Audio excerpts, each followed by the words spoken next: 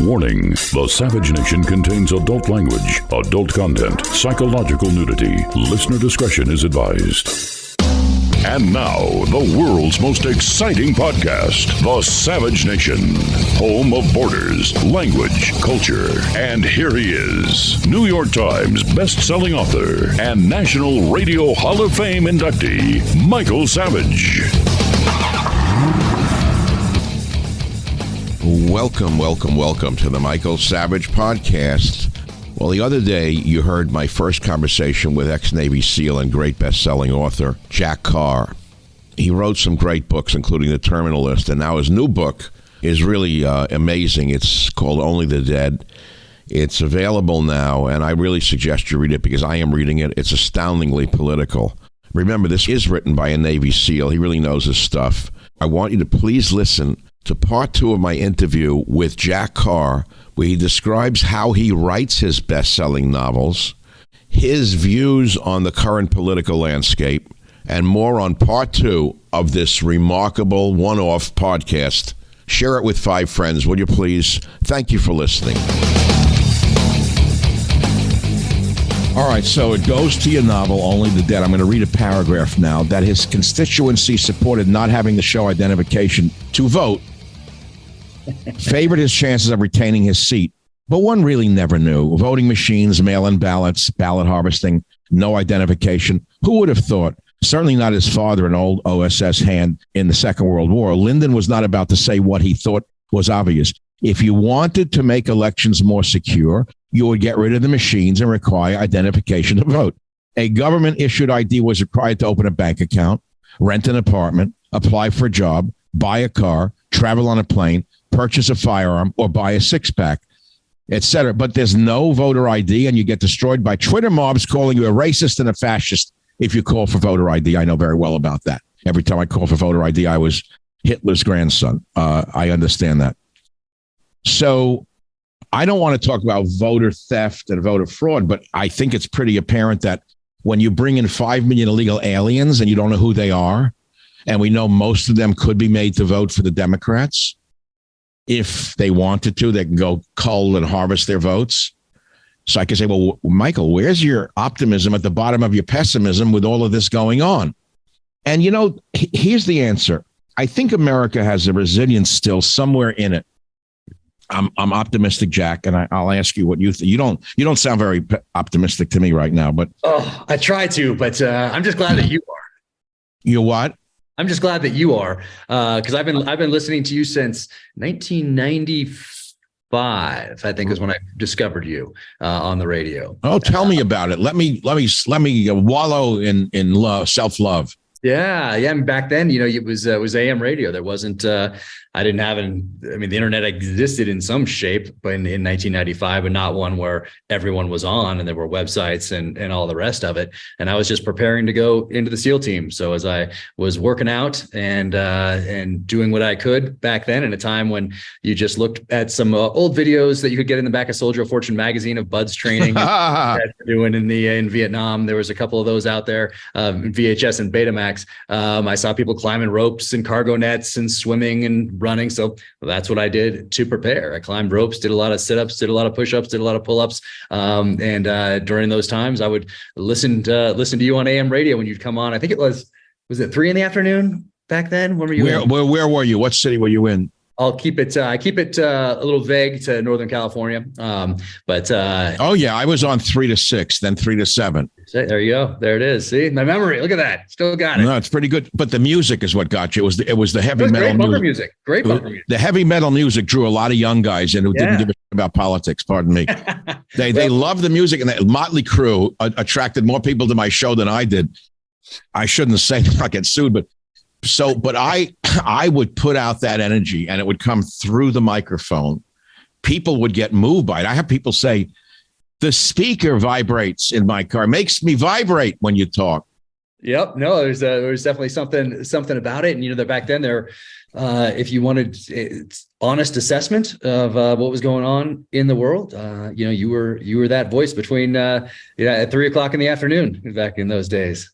I mean, well, I've had a couple of guys tell me they went in the military because of me. I've gotten emails from special forces guys They were young kids when they started listening. I inspired them on 9/11 or whatever. Mhm. The other day I was driving around here where I live in this area, and there's an African-American guy I go by. I was down by a boat harbor, and he says, Michael Savage. So I never stop if someone says to me, I don't know the people, and I'm not that popular. I'm kind of a semi-retired podcaster and Newsmax guy now. So I figured I'll stop and say hello. I mean, he looked like a nice enough guy. So I drive the car around and I say hi. He says, you don't know, because of you, I got married and I have 3 kids. I said, what are you talking about? So the guy who's African-American, I said, well, first of all, let me say I stopped because in this age of enmity between the races, I felt I needed to say hello to a black guy and get along with him. I said, it's great that a black and a white guy don't know each other, can talk to each other without getting angry. So that started the conversation. He said, no, what are you talking about, Jackson? He said, well, when I started listening to you in the 90s, I lived in Berkeley. He said, I gave up. I didn't give a damn. I didn't want to get married. He said, I figured it wasn't worth it. You motivated me to stick with it, stick with my life. He said, I'm a successful bank guy, been married. I have 3 kids. He named them. And then he brought his wife over. He called her. She was in a restaurant, and one of his daughters, he's married to a Chinese woman. He said, do you know that you motivated me to have a wife and children? I said, we don't know that in the media. You don't know that as an author either, Jack, who you're touching. Think of how many millions of people read your books. Yeah. Kids who want to be warriors because of you. Patriots, right? Yeah, this last book tour was the first time that, because there were the 2 previous, we were still under COVID restrictions at small independent bookstores, so they were virtual tours. But the first book came out in 2018. So that means a kid who was 16, 17, 18 and joined the military because they were inspired by that book is now already 2 or 3 years into their time in uniform. And I had multiple people during this last book tour last year come up and tell me that.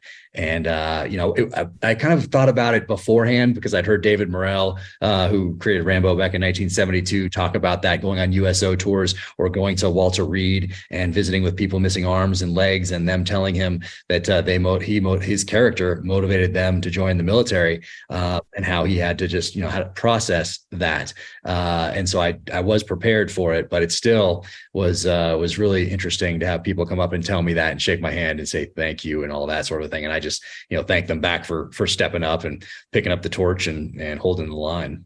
So you did a book tour. Did you get any bad people saying bad things to you? Not yet. No, I think that is mostly on Twitter and on Instagram, on the social media channels. So no one actually showing up and doing any sort of a protest or anything like that. And I'm very fortunate to have a lot of law enforcement in my crowds. So that is good. That gives me a little bit of peace of mind as I'm sitting there shaking hands and taking pictures and doing all it's that. It's very dangerous. I don't do live performances ever, and I used to love them. Look at Salman Rushdie just this last summer. I mean, stabbed on stage after all those years. Back in the 80s, the fatwa from Iran came out for his calling for his assassination. And all these years later is when it happens on a stage at a book event. Right, Jack, you got to be careful. That's my opinion. And, how does your SEAL training impact your writing technique? Let's get down to brass tacks. You're a writer now. Now you're a writer. You're not a SEAL. You're not even an ex-SEAL. You're a writer, Jack. That's right. That's all you are, is a damn writer. That's right. I actually flipped that switch in my head as soon as I got out of the military. I heard Stephen Pressfield talking about it. He wrote Gates of Fire, Legend of Bagger Vance, the Afghan campaign. And I heard him talking about, be a professional, you sit down and write. So as soon as I was out of the military, I was on a plane to Mozambique to do research for my second novel, True Believer. And on that customs form, it lists occupation. And even though I didn't have a deal with Simon & Schuster, I didn't even know any agents or anyone in publishing or anyone in Hollywood, I wrote author on that. In my mind, I was a professional writer, a professional author, even though I had nothing published as of yet. I had a book done and I was going to do research on the second one. So that's what I wrote on that. But my process has been the same. And luckily, I grew up with, my mom's a librarian. So I grew up with books and a love of reading all the nonfiction I could on warfare and terrorism and insurgencies and counterinsurgencies. And reading all the books by the great masters in the thriller genre who were writing during my upbringing in the 80s, David Morrell, Nelson DeMille, A.J. Quinnell, J.C. Pollock, Mark Olden, Tom Clancy, Louis L'Amour, Stephen Hunter. All these guys were building this foundation, essentially, in the art of storytelling and from the masters. So when I came time to, and I never stopped that. I never stopped studying warfare. I never stopped reading these types of books. So when I came to get out of the military, I could add my experience downrange in Iraq and Afghanistan to that foundation as I started writing. And my processes remain the same.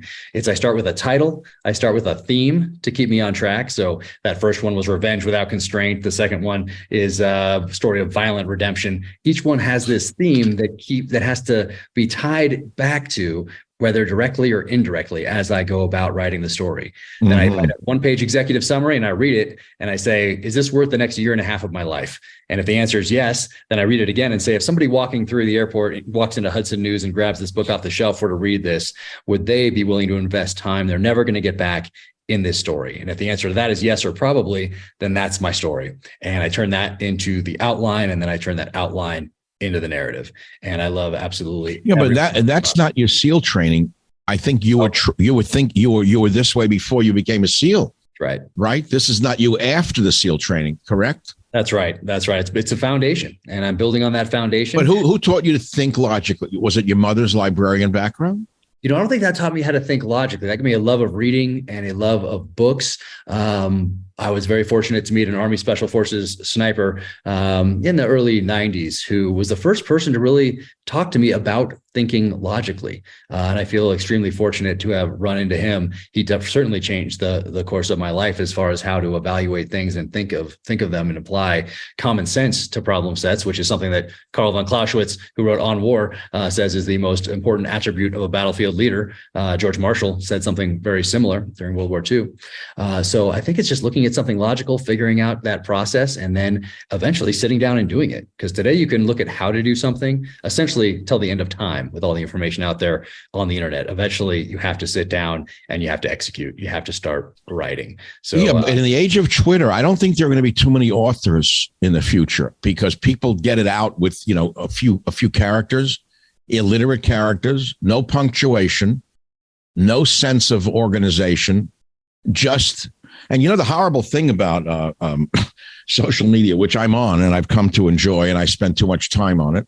I have a following on Twitter and on Facebook and on Instagram, and it's my way of communicating with my silent listeners on the podcast. I must tell you, it's like an audience that's there. But here's a time where if Einstein tweeted something and some uneducated person who doesn't even know mathematics says, you're a moron, you're an idiot, Albert, you don't know what the hell you're talking about, you're old and you should retire, I thought you were dead. That person's tweet has as much influence, as much power as Einstein's tweet.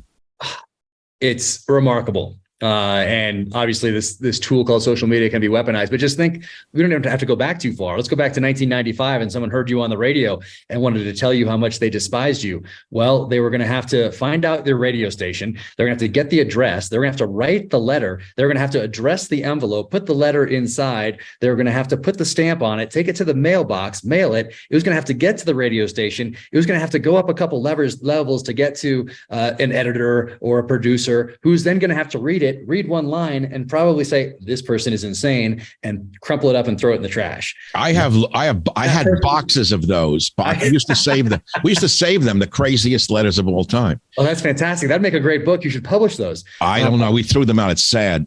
But no, you can't believe the things people would say. I mean, you can believe anything.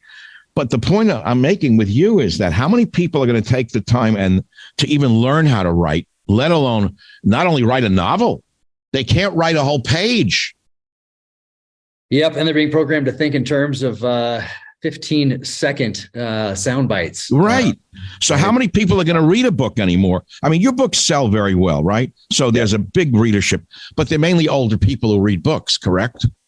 And part of my mission is to bring in that younger generation. So I have so many people reaching out, I'd say daily, that tell me that they were never a reader, or they haven't read a book since 8th grade or high school when they were forced to read one last time. And now they're reading these books. They love these books. But the fastest growing segment of publishing happens to be audiobooks.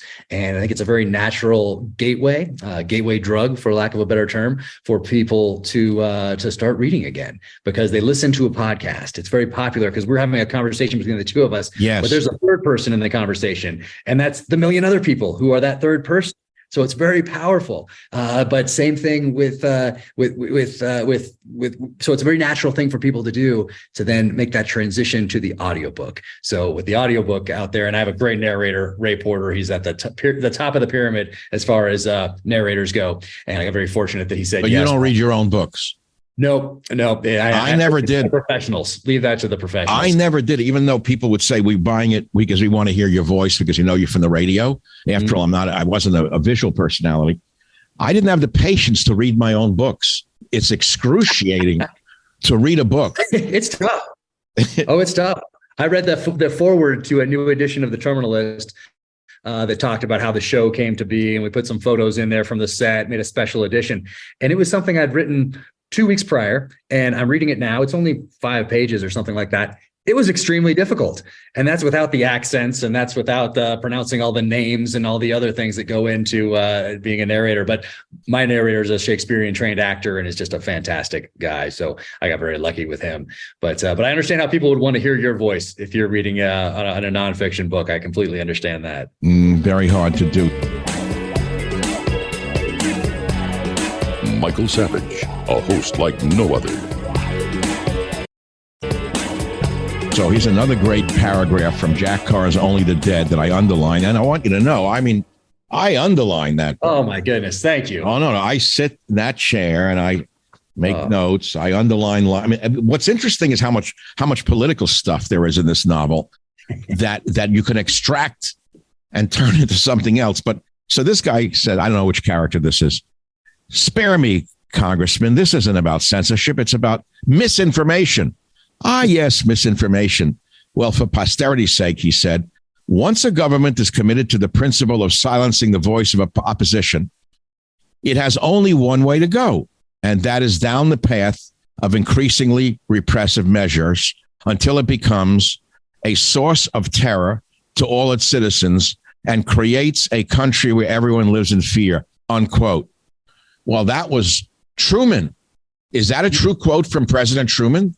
Do I? If I give him credit in there, then it was because I did. Yes. It says, "Do you know what Truman said about censorship?" Yes. Lyndon asked. Yep. That's Spare me, Congressman. This isn't about censorship. So he then quotes Truman. We love Truman. My family loved Truman. My wife said the Japanese were terrified when he was elected because they said his name was True Man, and they knew they were going to lose the war. Because the name True Man had been elected. Would you believe that? Interesting. I like that. And back then, we didn't really know that till years later, I'm sure. But those quotes in there, that's from a congressman toying with a lobbyist in his office, and this congressman that I'm that's saying those things there in that dialogue is just has to spend a little time with this lobbyist because it's part of the machine. So what I'm really doing there is illustrating permanent Washington and who benefits by being a part of this ecosystem that includes these very unscrupulous lobbyists, and so that's what that scene highlights right there. Jack Carr, author of Only the Dead and the Terminalist. I have another question for you, Jack.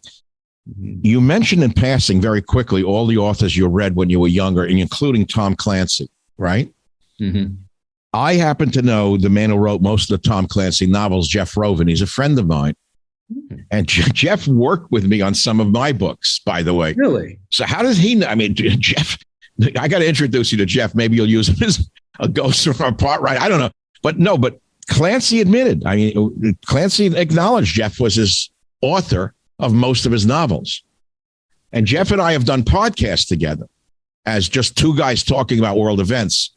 If you go into my library, you'll see who Jeff is. A great guy. He knows everything. But there are people out there who are super special in terms of not being military and yet knowing more about military things than military people. I guess through research or whatever. It's hard to believe, right? It is, especially back then. You really had to put in the work back then in the 80s. Oh, yeah. No internet. No internet. It didn't bring it to you through video. So, Jack, where in the book, I don't want to give away the plot. I want people to buy the book. They'll buy it anyway. Is this going to be another TV series like The Terminalist? We'll see. Right now we're doing a spin-off first, depending on the writer's strike. We were just working on that 4 days ago before the writer's strike kicked off. Spin-off, a prequel series based off one of the characters in my first novel and in the first TV show, played by Taylor Kitsch. And it's a series that explores how he goes from the SEAL teams to the CIA, essentially how he goes to the dark side. It's an international espionage thriller rather than a revenge thriller, conspiracy thriller, action thriller, like my first novel and first TV show. So that's in the works right now. And we're rolling right from that into True Believer, my second novel starring Chris Pratt. So those are in the works right now. And of course, things can go off the rails in Hollywood at any time, but those are in the works, deals inked, that sort of a thing. But we'll see how long it lasts. We're looking at things very strategically, I would say, and I am hopeful for the future. But also, once again, you got to temper this with expectation management, just in case things don't work out the way that you plan. So it's not a shock. Do you go to Hollywood to work on those TV things? Were you down there while it was being done? I was. For the writer's room, it was still during COVID, so we were remote. And during filming, though, I had a cameo. So for those that have watched it, it's episode 3. I'm an assassin who gets in a shootout with Chris Pratt. Wait. I've watched it 3 times, that series. So, you're so awesome. Episode 3. Wait. Hold it. Episode 3. I got to watch it tonight. Episode 3. Yep, right near the beginning there. It's after when he backs his Land Cruiser into that car and has that first shootout right there on the streets. So that's yeah, you're the guy who gets out of the other car. Yeah, and I get shot. They put a squib in the headrest. So as Chris shoots me in the head, the squib goes off and I throw my head to the side. And it was really cool to do that because I got to see. You look terrible. You look very mean in that scene. I said, that guy looks very real.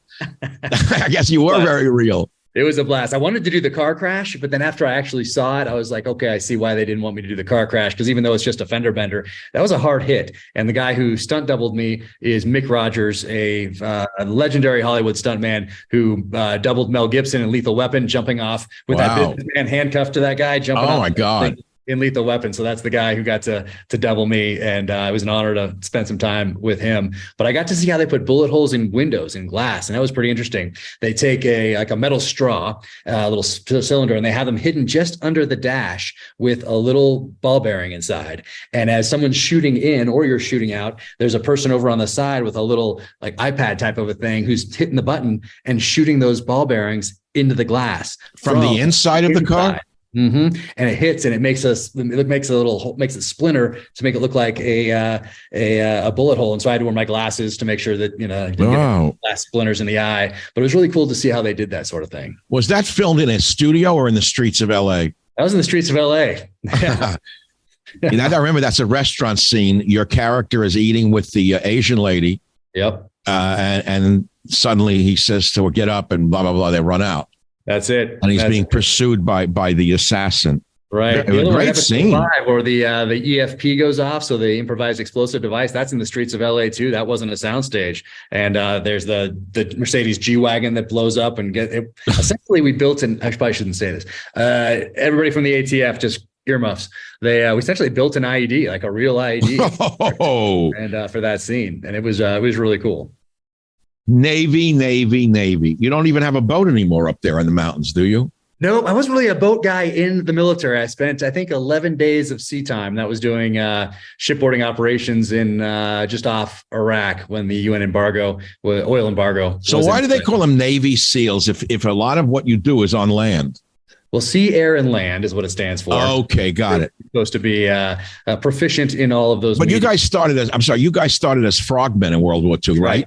That's right. There were frogmen. Yep, exactly. There were the Naval Combat Demolition Units. There was Scouts and Raiders. There were a few different groups. The OSS had a maritime unit. So all of those are kind of lumped under the Frogman umbrella. But yeah, then we have them moved into UDTs in Korean War and started going a little further ashore. And then by Vietnam, it was out of the Mekong Delta there where we really, and I say that generation of frogmen really came into their own and really laid the groundwork for everything that was to come and established our reputation from those days. So we were living off their reputation earned in blood in the jungles of Southeast Asia, really from the end of Vietnam up until September 11th.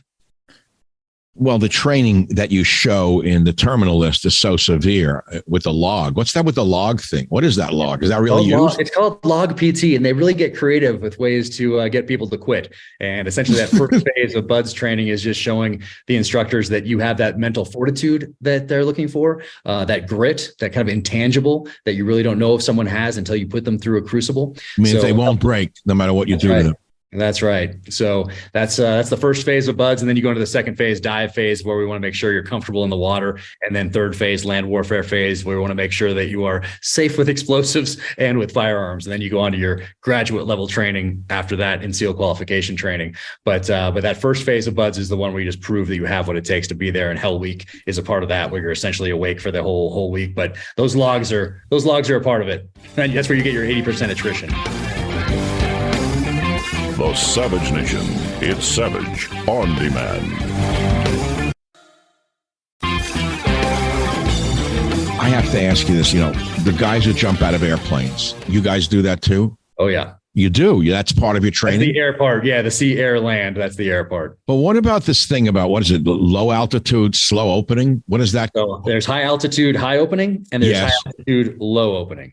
So both of those things, jumping out, high altitude, low opening. High altitude, low opening. So you jump out of a plane at what, 25,000 feet where you're invisible on the ground? You can do that at 25,000 for sure. And and you had a nice long free fall there, and then you lower to the ground.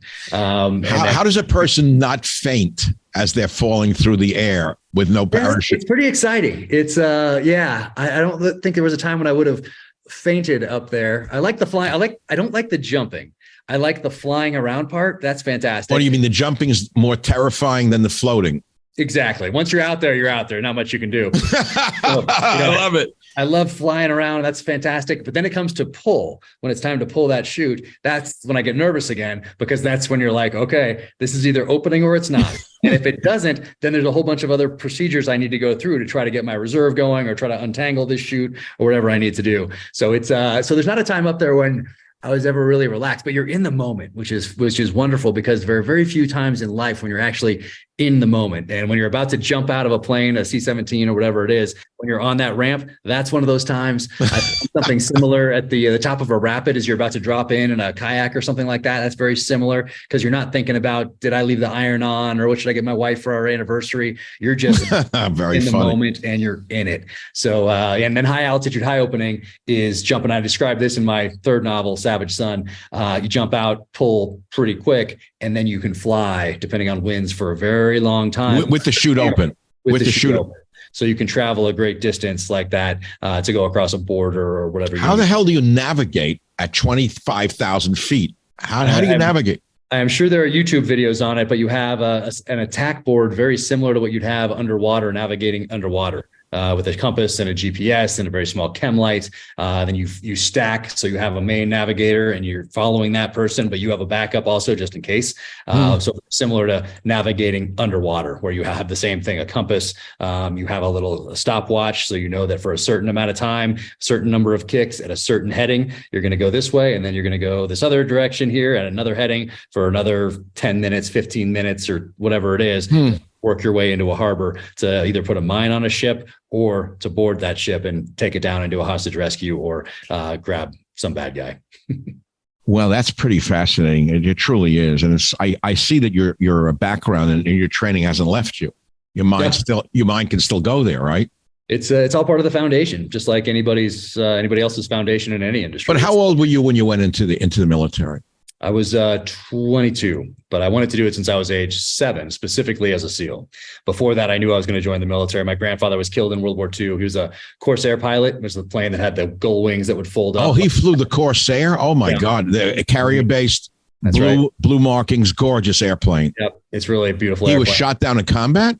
A kamikaze hit his aircraft carrier in May of 1945, and that essentially the first kamikaze. Two of them hit that day, and it took the aircraft carrier out of the war. It limped back to Seattle, but the war was over before repairs were made. Your grandfather was on one of the planes as the kamikaze struck the deck? He was right below in the ready room. Oh, So they never even found a body. So he's on the MIA wall. So missing. What was his name?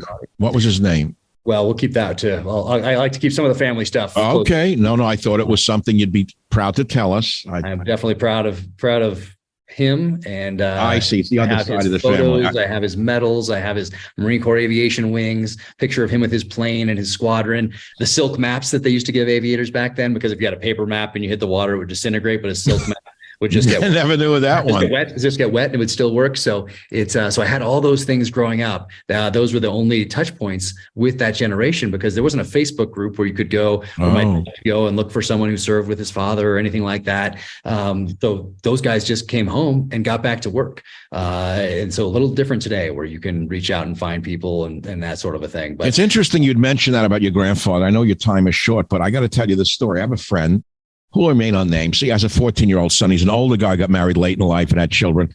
So his kid's 14. He's a military fanatic, collects helmets. But his grandfather, who my friend's father was in World War II, who was incinerated in a Sherman tank. This kid, who never met the grandfather, researched the name of the tank, the battlefield, where it happened. So this is very real to him. He wants to go into the military because of the grandfather who got blown up in a Sherman tank. It's very interesting. It's similar to what the story you're telling me in a way.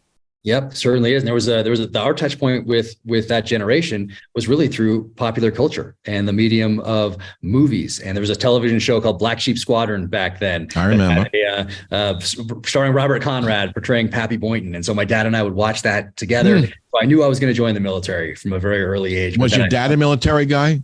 Nope. It skipped a generation. But wow. But I found out about SEALs at age 7, and then went down to local library with my mom and isn't that something? Research, and found out that there are some of the toughest special operators in the world, and the training was some of the toughest ever devised by a modern military. So they had me from age 7, and that's how they. I think there's something in all. Whether in all of us, whether maybe it's suppressed more recently, but there's something that makes us want to test ourselves in some sort of a crucible. And in many societies, you had to pass some sort of a crucible to be accepted by that tribe, to be accepted by that society. So I think that's in there. Remember the Indian movie, A Man Called Horse? I remember I haven't thought of that in a long time. Remember that? How the Native American tribe made the young men hang from a hook in their pectoral muscles. And the hook was a real thing. That was a real thing. Yeah. And it's, but I think like Marine Corps boot camp is a draw because of that. SEAL training, BUDS is a draw because of that. Ranger school in the Army is a draw. Q course for Army Special Forces. I think there's just something in us that naturally makes us want to test ourselves. And then from the beginning of time, there has been these crucibles that one had to pass through to show that they could add value to that tribe, to that society. And that's it's kind of gone by the wayside a little bit, but I think it's still inside us somewhere. Now, look, here's a picture of you, Jack Carr, former Navy SEAL who led special operation teams as a team leader, platoon commander, troop commander, task unit commander. Over his 20 years in naval special warfare, you're in for 20 years? 20 years. I say 20 and a wake up. That was a good run. He transitioned has a different meaning these days, Jack. I probably need to change that in my bio. Yeah, I would take the word transitioned out. The other day, yesterday, I ate some vegan ravioli and I said to my wife, I'm going to have a non-binary lunch. Oh my goodness. She got a kick out of that one. Oh my goodness. Vegan ravioli, nothing in it really. It's all. You got to be careful these days. You got to be careful. I had binary ravioli yesterday. So he transitioned from an enlisted SEAL sniper to a junior officer leading assault and sniper teams in Iraq and Afghanistan, to a platoon commander practicing counterinsurgency in the southern Philippines, a rough place, to commanding a special ops task unit in the most Iranian-influenced section of southern Iraq throughout the tumultuous drawdown of U.S. forces. That's really all true, right? Yeah, it was a good run, a good time to be in. When we first got to our SEAL teams in 97, we thought we would zip off to do all sorts of secret missions all around the globe. And that wasn't the case. Your job back then was to be prepared for war. And so we did. And then on September 11th, 2001, that's when we got to do the things that we thought we were going to do when we got to our first teams. And then it was just go, go, go from then on. And to continue probably today with guys going around the world doing things in areas that we won't even hear about unless something goes wrong. Well, they have to do it, even if they don't believe in the mission. That's the interesting part. I mean, there are, the special ops guys who are probably over there who don't even want to fight the Russians who have to, right? You do what you're told. Maybe, but then there's also this: if you didn't get into Iraq and Afghanistan and didn't test yourself in combat, okay, I think there's something about being a young special operator that if there's a fight, you want in, and that's where you want to be.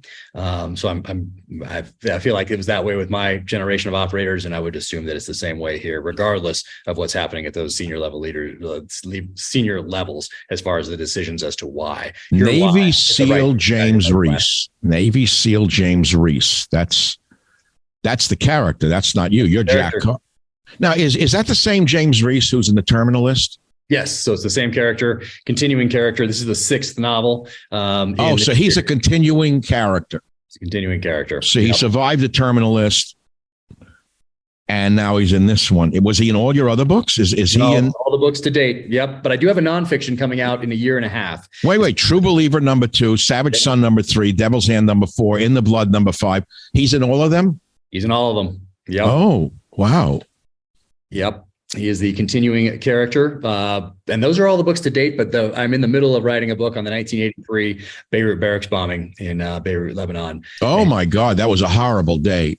Yeah, it was very impactful to me as a young kid back then, and I'm researching that with a historian, James Scott. He has 5 books, mostly on World War II, Pulitzer Prize finalist. But there's some recently declassified documents from the Reagan White House that talks about the decision-making process, who was advocating to put Marines ashore in Beirut, who wanted to keep them on amphib ships in the Med, how those decisions were made. There's a beginning with the bombing of the American embassy in April of 1983, which then leads us to October with the Marine Beirut barracks bombing. And then there's a little bit of a conclusion, a little bit of an ending, where the planner of that attack is killed in Damascus, Syria in 2008. And it was probably a joint Mossad CIA operation. And there's a little bit of investigative journalism that goes into that part, because neither agency has ever acknowledged their participation in that targeted assassination.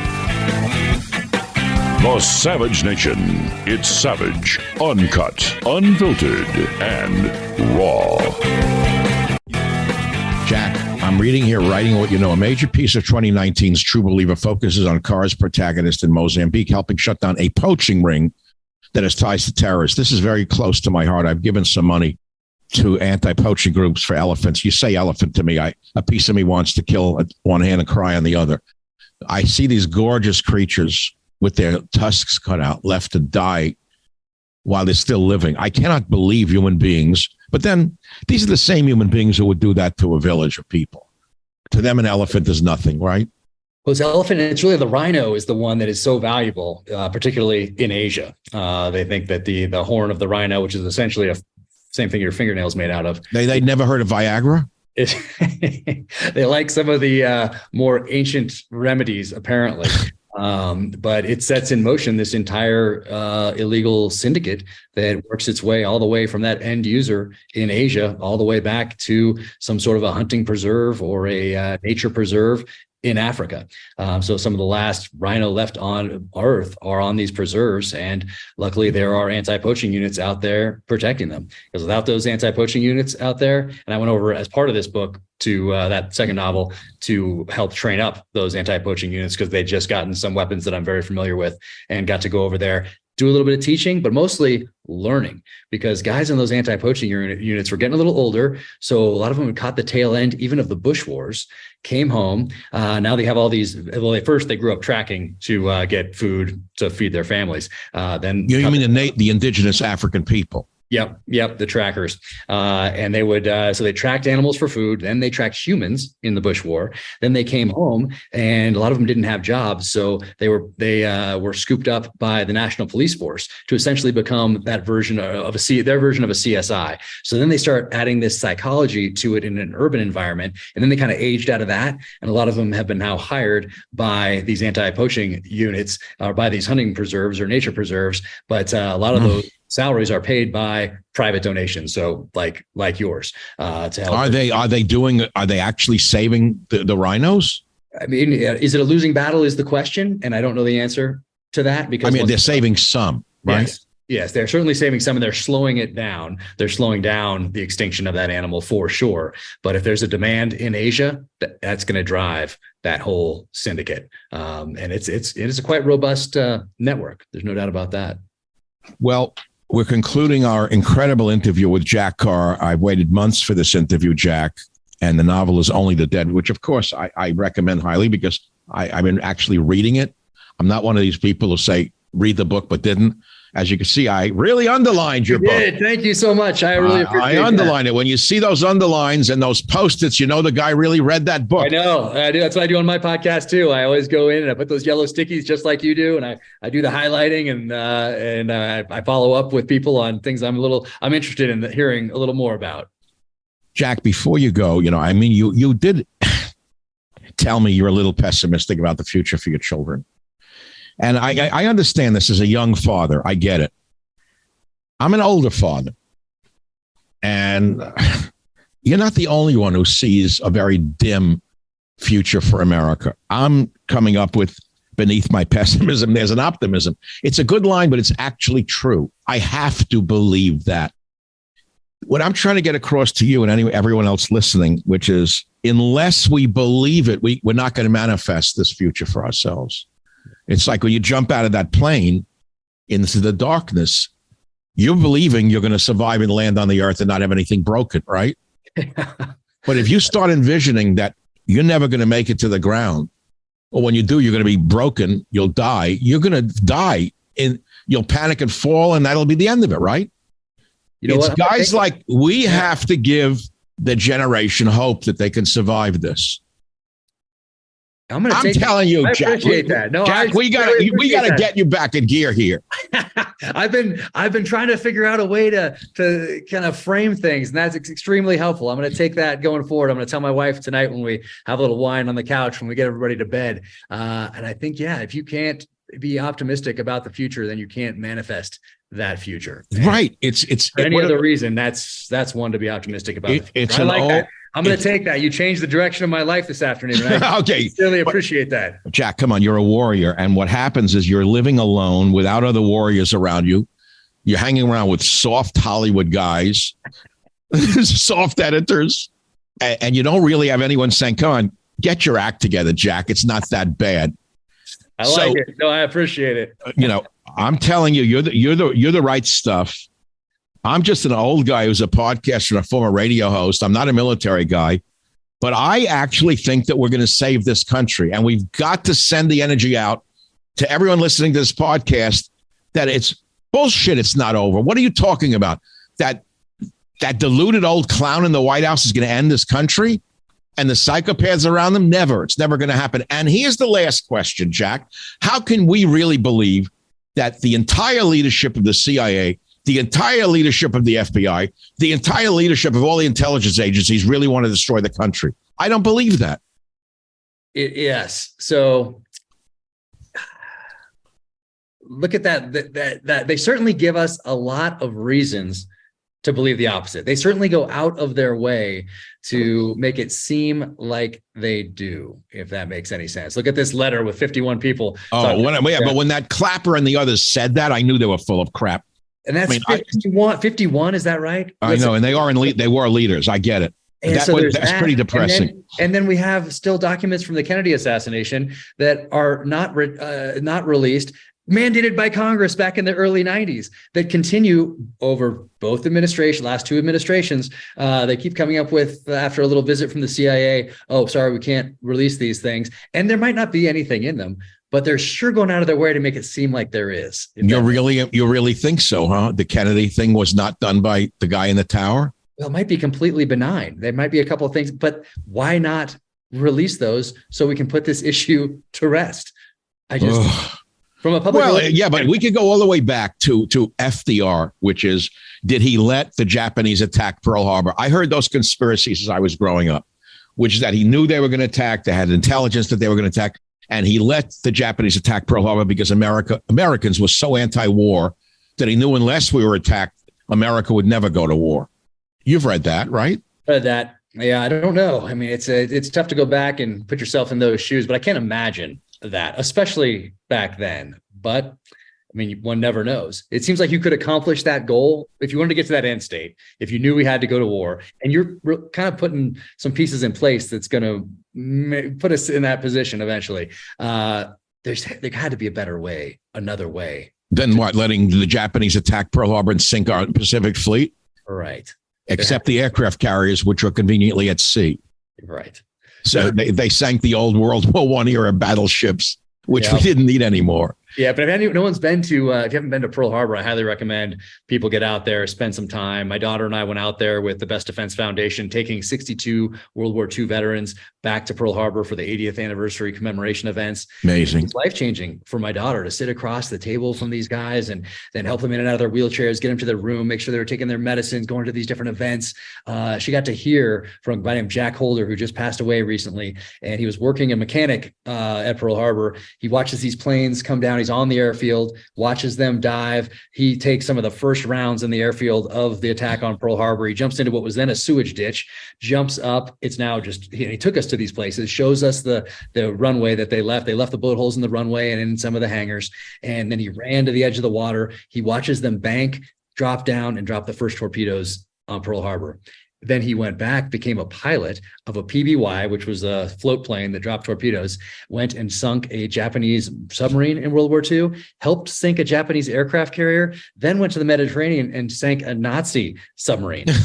Amazing. And he never talked about it until about 15 years ago, and he just recently passed away. But my daughter got to hear that from him. Wow. So rather than reading about it somewhere, having me tell her how important these sacrifices were, she hears that from someone who stepped up and actually fought this war, won this war, and then gave us these freedoms and opportunities that we all enjoy today. So for her, that was a life-changing experience. Oh, Jack, you're that guy to those of us listening to the podcast. You are the guy who dropped the torpedoes.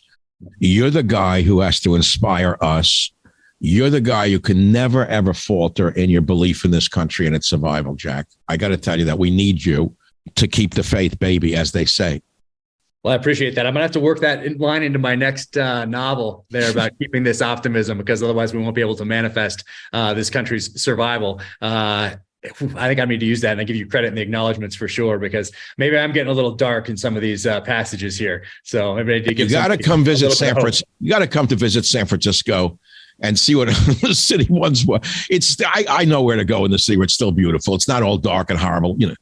So come on down here. Let's have a glass of wine. Let's eat some Chinese food, and let's talk about the future, Jack. Anytime you let me know you're passing through to Hollywood, you could always be a guest. I have an empty place on the top of a hill that no one knows about, fully furnished, etc., fully gated, that you could stay in. You don't even have to go to a horrible hotel. Thank you. I appreciate that. You never know. I might just move in to write my next novel up there. The rent will be very low rent. It's at about, what's the altitude? It's about 2,100 feet, I think. 2,100 feet looking at the bay. Hey, not bad. It's low. It's low altitude. Jack, good luck with Only the Dead. I know it's going to be a huge hit. I'm sure it's not even published yet, right?